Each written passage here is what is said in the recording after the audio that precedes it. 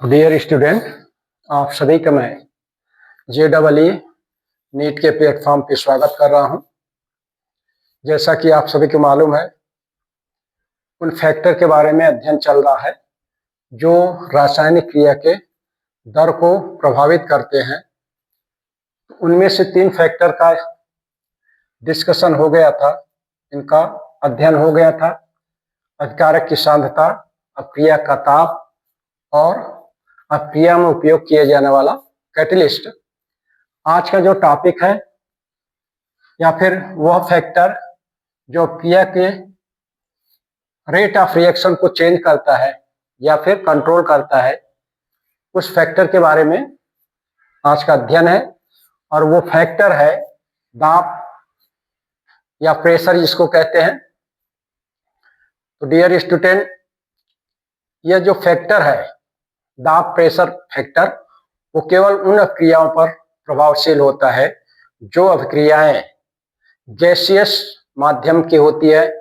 जैसे ammonia gas का preparation जब आप करते हैं तो उसके लिए N2NH2 की रिएक्शन कराते हैं तो अमोनिया बनती है, या फिर सल्फर डाइऑक्साइड को जब आप सल्फर ट्राइऑक्साइड में कन्वर्ट करते हैं तो ऐसी अभिक्रियाओं पर जो गैसियस स्टेट की होती है या गैसियस मीडियम में चलती है, उन अभिक्रियाओं पर दाब का प्रभाव पड़ता है। अन्य अभिक्रियाओं पर दाब का कोई प्रभाव नहीं पड़ता। इसलिए मैं पहले से बोल दिया था, ये जो 3 फैक्टर है वो विशेष स्थितियों में काम करते हैं। तो आज का जो टॉपिक है डिस्कशन का वो है दाब। तो जब दाब को बढ़ाते हैं, रिएक्शन जिसमें जिस पात्र में हो रही है, अगर उस रिएक्शन पात्र के दाब को बढ़ाते हैं तो क्या होता है कि जो प्रति इकाई आयतन में जो मोलों की संख्या होती है उसमें वृद्धि हो जाती है। और मोलों की संख्या में वृद्धि होने के कारण जो कोलिजन होता है मोलों के बीच में बढ़ जाता है, कोलिजन की संख्या बढ़ जाती है, जिसके कारण की रेट ऑफ रिएक्शन बढ़ जाती है कोलिजन थ्योरी के आधार पे। तो इस तरह से प्रेशर गैसीय मीडियम के रिएक्शन वाले पर प्रभाव डालता है पॉजिटिव, और अन्य प्रकार की अभिक्रियाओं पर इसका कोई ज्यादा प्रभाव नहीं पड़ता। तो the pressure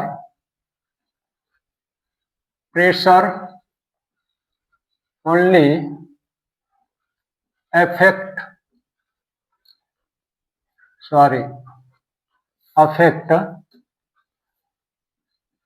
the rate of reaction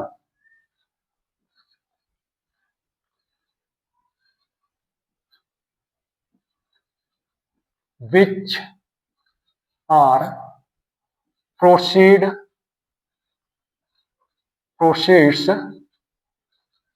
in gaseous medium when pressure of reaction increases,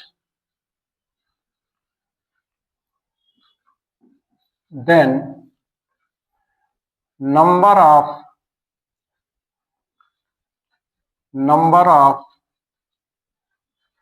moles of reactants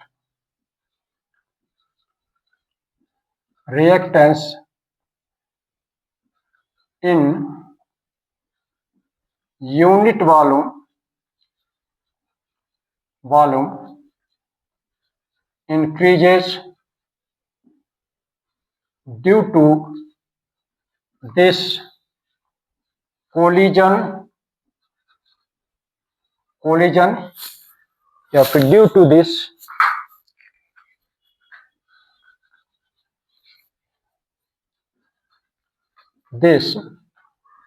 number of collision of reactants mole increases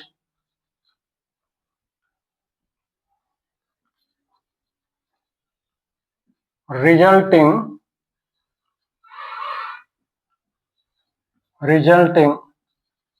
the rate of reaction increases. This is the effect of pressure on the rate of reaction. Dear student, कहने का मतलब यह है कि मैं आपको इसको physically एक एग्जाम्पल के सहारे एक्सप्लेन करना चाहता हूं। मान लीजिए रिएक्शन पॉट है, यहां पर कोई gaseous medium form N2 and thrice H2 की रिएक्शन आप करा रहे हैं।